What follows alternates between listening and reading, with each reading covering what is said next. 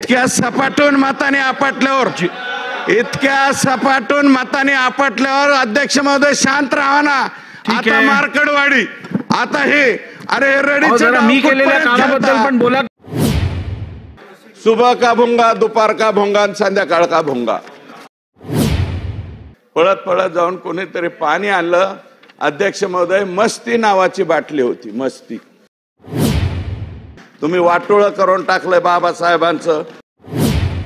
नमस्कार मराठी मंडळीवर तुमच्या सगळ्यांचं स्वागत आहे। सुरेश अण्णा धस यांचं भाषण प्रत्येक अधिवेशनामध्ये गाजतच असतं आणि तसंच आजच्याही या सुरू असलेल्या अधिवेशनामध्ये देखील त्यांचं भाषण जोरदार गाजलं। चला तर बघूयात। सभापती महोदय, इतक्या खालच्या दर्जाचं या पदाच्या बाबतीमध्ये जे मागच्या 2.5 वर्षामध्ये काही पक्षाचे प्रवक्ते बोलत होते, इतकं चुकीचं मला वाटतं अध्यक्ष पदाच्या बाबतीमध्ये या देशात कधी बोललं गेलं नसेल। पण तरीही सकाळी 9 वाजल्यापासून संध्याकाळी 10 वाजेपर्यंत जे प्रवक्ते काही येतात, आता माजी मुख्यमंत्री आणि आत्ताचे उपमुख्यमंत्री म्हणाले विश्व प्रवक्ते वगैरे, पण हे विधानसभेच्या अध्यक्षांवर जे मधल्या काळामध्ये गेल्या 2.5 वर्षामध्ये बोललं गेलं त्यावर सुरेश अण्णा धस यांनी जोरदार ताशेरे ओढले। ठेवलं गेलं नाही अध्यक्ष महोदय। काय म्हणतात ते सकाळ सकाळ बोलणारे, उठलं की चालू करणारे। भोंगा, सुबह का भोंगा, दुपार का भोंगा, संध्याकाळ का भोंगा।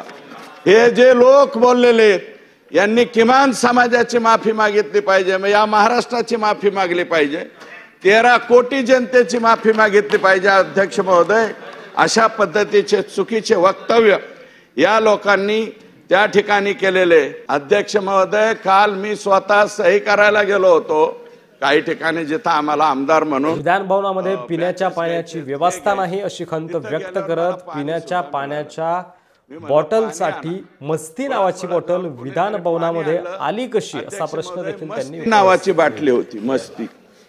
मी त्याला म्हणलं हे कुठं हे झाली, कोणत्या चेंबरमध्ये आणली? मस्ती नावाची बाटली पाण्याची जर आमच्या विधानमंडळात येत असेल तर ते मला वाटतं चांगलं नाही। आणि सभापती महोदय, एकनाथराव शिंदे साहेब बोलले, त्याचा राग आला मला वाटतं काँग्रेस पक्षाला की 2 वेळा डॉक्टर बाबासाहेब आंबेडकरांना तुम्ही पराभव केलं। निस्ता पराभव नाही केला, जे नंतर पश्चिम बंगाल मधली जागा दिली तो भाग बांगलादेश मध्ये दिला। आता बांगलादेश आहे, पूर्वीचा पाकिस्तान, तो मतदारसंघच बांगलादेशला घालून टाकला काँग्रेस पक्षाने। तुम्ही काय बाबासाहेबांच्या संविधानाबद्दल बोलता? तुम्हाला अधिकार नाही काँग्रेस पक्षाला। तुम्ही वाटोळं करून टाकलंय बाबासाहेबांचं आणि बाबासाहेबांचा संविधान बदलणार म्हणून नरेटिव्ह घेऊन येतात आणि आम्हाला त्या ठिकाणी पराभूत करतात। अध्यक्ष महोदय, यांनी बोलण्याचा सुद्धा काँग्रेस, अरे 1975ला तर संविधानाचा चुराडा केला ना तुम्ही, काय केलंय? अध्यक्ष महोदय 2 मिनिट मला बोलू द्या। अध्यक्ष महोदय, या ठिकाणी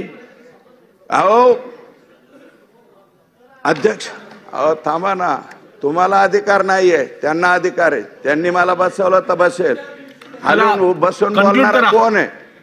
अध्यक्ष महोदय, या ठिकाणी आता सांगितलं नाना भाऊ बोलले, माझं काय म्हणणं नाही किती मताने आलं काय आलं हा विषय नाही, शेवटी या सभागृहामध्ये माणूस येतो।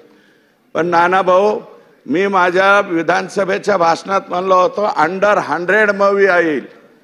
पुढे एक हरियाणाची गोष्ट देखील त्यांनी पुढे सांगितलेली आहे। म्हणलं अंडर 75 येईल, पण आई शपथ मला माहित नव्हतं अंडर 50 येईल बरं का। एसटी महामंडळाच्या एसटी मध्ये 53 जागा आहेत सीट, तुमचं 49 आत आहे मला वाटतं तिन्ही विपक्ष। आता इतक्या खाली आल्यावर जरा शांत राहा ना। आपल्या गावाकडच्या पारावर 2 हऱ्याणाऱ्या बसलेल्या। धन्यवाद अध्यक्ष महोदय, शेवट करतो। हऱ्याणाऱ्या बसलेले असतात अध्यक्ष महोदय, तर ते हऱ्याणाऱ्या एखाद्या गरीबाचं लेकरू चाललं की ते म्हणतात अरे ह्या लेकराचं काय होईल? मग ते लेकरं ऑटोमॅटिक मोठे होतात, मोठे झाल्यावर म्हणतात ह्या मुलीचं लग्नच कसं काय होईल? पुढं त्या मुलीचं बिचारीचं लग्न होतं, लग्न करून ती मुलगी जर परत गावात येती जाती म्हणतात आमच्याकडं, पुन्हा गावात आली की म्हणते तिचं लग्न झालं पण आता हिला पोरबाळ होतील का? 2-3 वर्षांनी तिला मूलबाळ होतं, पुन्हा मुलगा घेऊन येते. मुलगा घेऊन चालल्यावर ते परत म्हणते आला एकच मुलगा झाला, आता दुसरा होईल का? काही दिवसांनी तिला दुसराही मुलगा होतो. ती पुन्हा माघारी येते आणि ते लहान मुलं चाललेले असल्यावर ते पारावरचे हरणाऱ्या म्हणते या दोन्ही मुलांचं आता कसं काय होईल. अशी अवस्था हे काँग्रेस सोबतच विरोधकांनी रडीचा डाव करू नये असा टोला देखील त्यांनी विरोधकांना लगावला. अध्यक्ष महोदय, अरे आता इतक्या सपाटून मताने आपटलो, धन्यवाद. इतक्या सपाटून मताने आपटल्यावर इतक्या सपाटून मताने आपटल्यावर अध्यक्ष महोदय शांत राहा ना.